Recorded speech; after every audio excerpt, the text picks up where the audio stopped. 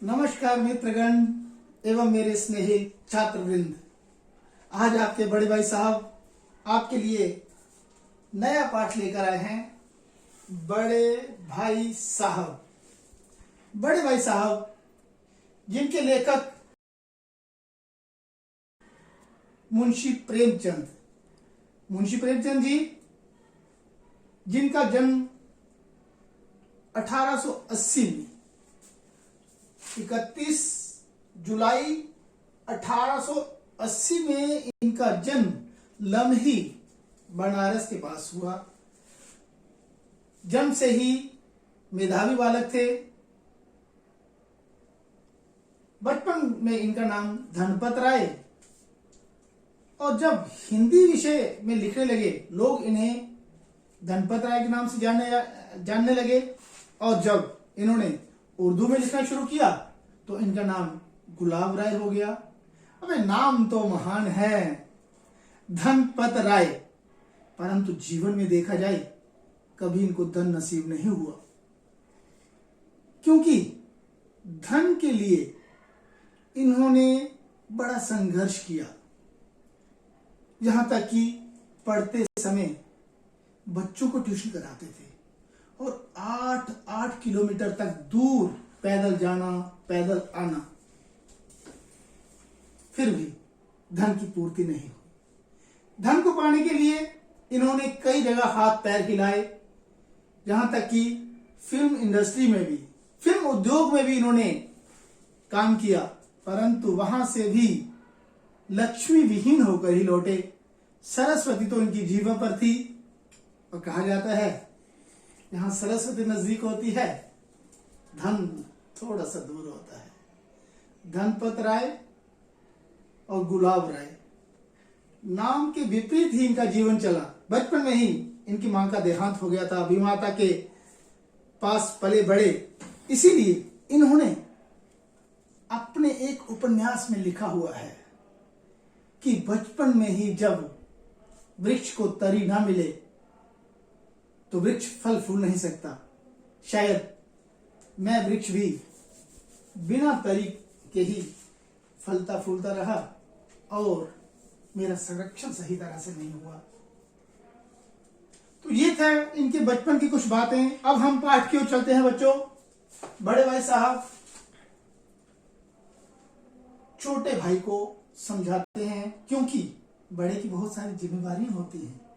अपनी जिम्मेवारी के बोझ के तले दबे होने के कारण छोटे भाई को खेलते हुए देखकर उन्हें लगता था कि शायद पढ़ना मेरे नसीब में नहीं है। कहीं जिस तरह से खेल कूद में ये भी मग्न रहता है, माँ बाप की, दादा की गाड़ी कमाई को पानी में न डुबो दे, मिट्टी में न मिला दे। इसलिए अपने अनुभव ज्ञान से समय समय पर उन्हें उपदेश कला से इतना निपुण बना दिया कि बड़े भाई साहब अपना बचपन तिरोहित करके वहीं पड़े रहे, और छोटा भाई अपने मुकाम तक पहुंच गया। अपनी जिम्मेवारी को इन्होंने पूरी तरह से निभाया।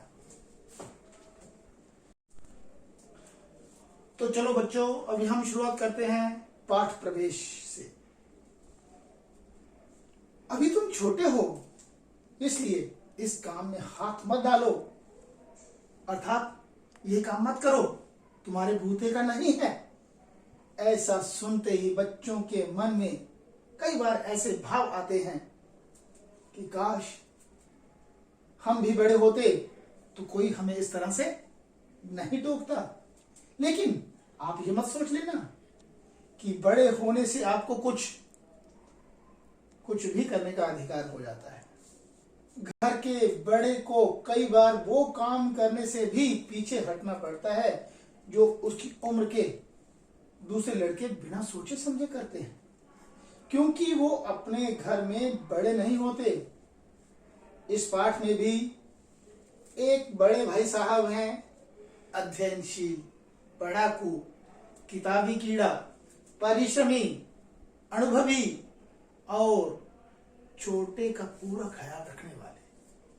ऐसे बड़े भाई साहब को शत शत प्रणाम, जिन्होंने अपने छोटे भाई जो हमेशा हमेशा ग्राउंड की हरियाली में, क्रीड़ा क्षेत्र में मग्न रहता है, कभी कणकोई उड़ाने में, कभी फुटबॉल, कभी कंकरियां उछालने में।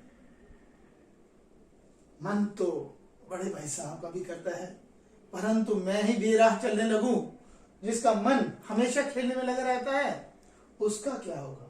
यही ध्यान रखते हुए अपने बचपन को छोटे भाई के लिए कुर्बान कर देता है। तो इस पाठ में भी एक बड़े भाई साहब हैं जो हैं तो छोटे ही, परंतु उनसे छोटा भी एक भाई है, वे उससे कुछ ही साल बड़े हैं, केवल मात्र 5 वर्ष ही बड़े हैं, परंतु उनसे बड़ी बड़ी आशाएं की जाती हैं।